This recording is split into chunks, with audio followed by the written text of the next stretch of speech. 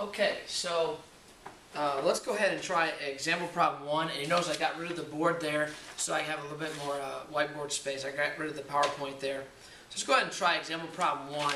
And I'm just going to go ahead and read through that there for you. So a snowboarder starts from rest 50 meters above the ground on a frictionless track and flies off the track at a 45-degree angle above the horizontal and at a distance of 10 meters. Disregard air resistance. What's the skier's speed when leaving the track? Notice I eliminated part B, question B. So we got a number of pieces of information. So we have a height, 50 meters. We have this angle, 45 degrees. We have another height. So we have height 1, height 2 at 10 meters. And we're trying to find a speed, or a velocity, as our question mark. So I'm going to go ahead and set up the situation. Again, don't give yourself lots of space when you're doing this. It helps your brain to think. So, again, I'm a terrible drawer. So we got a snowboarder up here. Again, this is just to help my brain get organized. Going down the hill. 50 meters, which is a really big hill. And then it's launching off at 10 meters high there. And at an angle of 45 degrees. So 10 meters, 45 degrees. Alright, so we're looking at two positions. So initially and finally here, when he's launching off the end of that ramp. So what's the speed when he's leaving the ramp? So we're going to start with our LOL graphs, or laugh out loud diagrams. Again, that'll give us our construct by which it makes it easier for us to solve these problems. So we have our initially, final. At the top of the hill, it's all gravitational. Okay, we'll call it the skier this time. And in a ski situation, snowboarder. In a snowboarding situation, you're not dealing with a whole lot of friction. So we're not going to take that into account. I didn't say to. I don't know if we can anyway. There's our snowboarder. There's our system. At the end, we have EG and then EK. Notice I just roughed in what I think they should be. Again, it shows that energy's conserved there. Still like what we did the other day. Okay, so now when you're solving these problems, it's like velocity. Well, where's velocity hidden at in here? And velocity is hidden in here in this EK. So if we can find this EK somehow, or something to do with this EK, we should be able to find our velocity. So I'm going to set up my problem using the conservation of energy. So EG on this side equals EG, put that at 1, on this other side. So let's go ahead and plug in our numbers and what we know to solve for that. I'm going to kind of transfer this up over here. Actually, I'll solve it kind of the space here. So we got MGH, so that's M times 9.81 newtons per kilogram times height equals M, that's height 1, times 9.81 times height 2 plus our 1/2 mv squared. Let's go ahead and go a step further and plug in our numbers and see what we get. So if we plug in 50 newtons there, so that's 50, that's 10. So you end up with M times 490.5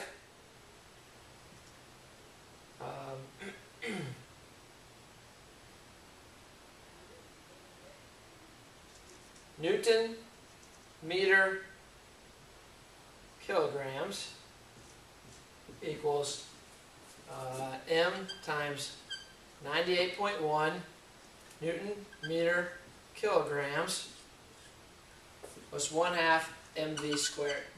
And we're trying to again solve for that v, but we still have two unknowns. Okay, so we have the v and the m. If you're really clever, if you remember your math lessons, you can factor an m out of each of these equations and actually eliminate it where mass doesn't actually matter in this situation. So we can divide m out of here. Okay, and I'm going to finish this off in this space right over here. So what we end up with is 490 Newton meter kilograms equals 98.1 Newton meter kilograms. I'm just keeping those together so we know that the units are there, plus 1/2 v squared. Okay, so we go ahead and subtract that over there, and we end up with 392.4. Now let's go ahead and analyze is equal to 1/2 v squared. Let's go ahead and analyze this unit here, Newton meter kilogram. Okay, so that is, a Newton is a kilogram meter per second squared times a kilogram times a meter. Kilograms gets canceled and you end up with meter squared over second squared. So let's go ahead and simplify that. So take that times 2, and then we'll do the square root of it. So that's 784, which is rounded to 785. M squared over S squared equals V squared. Take the square root, and we end up with a velocity equal to 28 meters per second, like so. Again, it's all about organizing yourself. That's the best way to do this, because again, you got to give your brain a way to think about this, or it just kind of freaks out. Okay?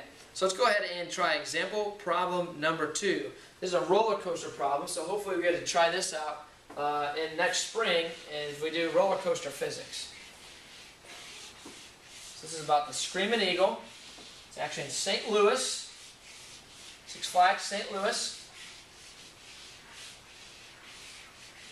Alright, so it says in this problem, the Screaming Eagle pulls the coaster up the first hill to a height of 36 meters. Train is 13 meters long and a mass of 1050 kilograms. It says, what's the gravitational potential energy at the top of this hill? And then it talks about the low point. Okay, so let's go ahead and just write down what we know about our problem here. And here's our questions. Notice here I have them in quick reference here. So the first hill, so height 1 is equal to 36 meters. The train length, I'll put train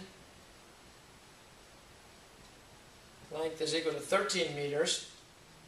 It has a mass of 1,050 kilograms. It says, then what's the gravitational potential energy at the top of the first hill? So GPE. Now this is a little bit simpler.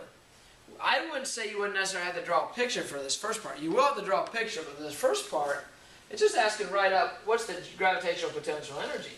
So let's go look at our equation, which is this one. So EG is equal to mass, which we have, is 9.81 times our height. So we could go ahead and solve for that one. That one's a little bit easier there. So EG is M is 9.81 newtons per kilogram times height. So you got a mass of 1,050.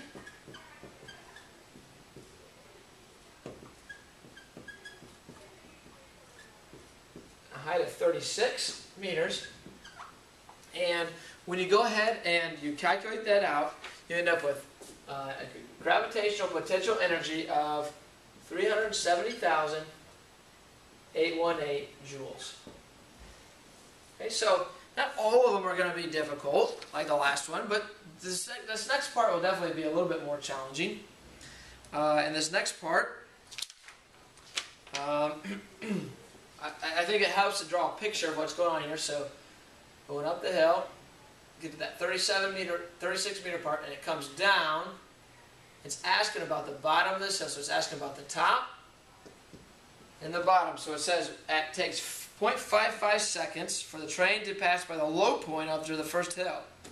How much energy did it lose due to friction? So in this case, we'll set it up, we'll try to figure out, it depends on how we define our system in a number of different ways. So we'll start with our lull graph here. Okay, so up at the top there, it's EG. Now at the bottom of this hill here, if we define our system as the train and track, you always want to define your system, as you get to the worksheet, as whatever will solve you the problem. And that's where it gets a little tricky. I know there's one, especially, I think it's the one doing the work in a bullet on number 4. It gets a little tricky. You got to be careful whether you want to use work or not work. Okay, again, it's all about how you define your system. So I'll go train and track here. And so at the bottom there, it'll be EK and E internal. Like so. Again, I'm just going to proportion them, so it's conservation of energy.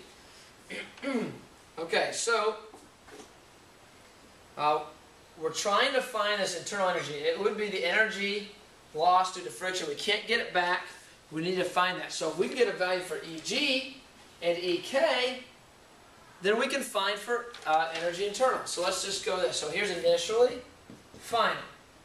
So EG is equal to EK plus internal. Now some of you are going to try to memorize every single combination of these. You can't. It's too hard. There's too many different ways that I can do these problems. It's based on our picture as to what we set as equal in our conservation of energy law here. So of course this is, and we already have that value. We solved for it there. 370,818 joules. Alright, we have my EK. That's 1/2 mv squared plus our internal. Okay, so we have our mass. That's right here. So the question is what's the velocity? Well, it doesn't give us velocity. So is there another way that we could find velocity or speed? So speed, how do you calculate speed? Speed is equal to your distance divided by your time. Well, we have the train length and we have the time. So we can get a really good estimate as to what the speed is. So we can take 13 meters divided by the time of 0.55 seconds. And that gives us a speed at the bottom of the hill of 23 meters per second. Now we have enough information to solve for that internal energy. So we come back to here. So 370,818 equals 1/2 times my mass, is 1050, times that 23 squared, plus the internal. Now this value here is, I went ahead and calculated that, that's 277,725 joules. So we're going to subtract that from this side. And I'll put the answer over here on this side of the board. So when we subtract that from this side, transfer it over here, the internal energy then is equal to, or what the energy we lost due to friction is 93,093 joules, like so. Okay, so again, I want you to try all these problems. They are difficult. We'll just say it like that. But they are doable. Mathematically, you can do them all.